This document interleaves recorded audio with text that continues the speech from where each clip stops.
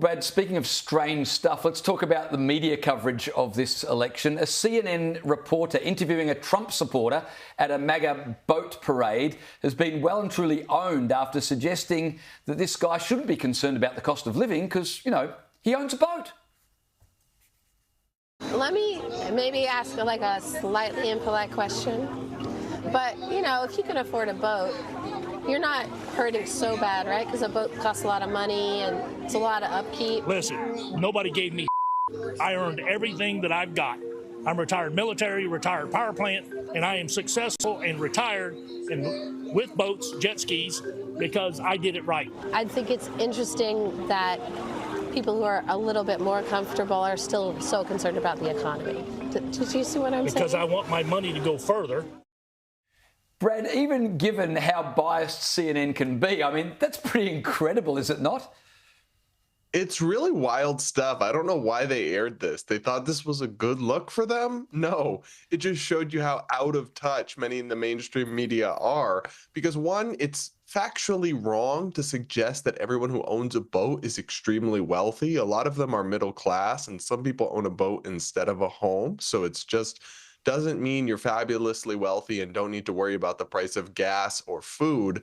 But even then, the CNN reporter seems shocked by the idea that he might care about the economy, even if he's personally pretty well off, because it affects everybody. And Republicans are not, in fact, these selfish, greedy people who only care about themselves. It really shows you the stereotype and contempt that at least some people in mainstream media have towards MAGA supporters. And I thought it was a very revealing clip, and I'm surprised they let it go to air. Oh, I was surprised it was genuine at first. I had to double check that myself, that this was actually CNN. Ridiculous. Well, speaking of ridiculous, we've heard some pretty outrageous things in this presidential campaign, but Brad, I reckon this one tops the lot.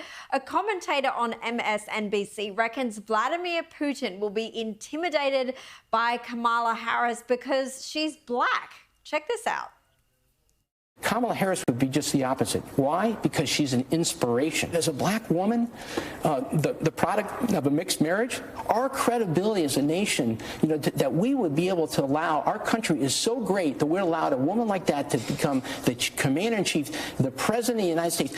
That is going to send a powerful message all over the world. People like Vladimir Putin are going to say, hey, wait a minute, these guys, you know, they truly have a democratic country.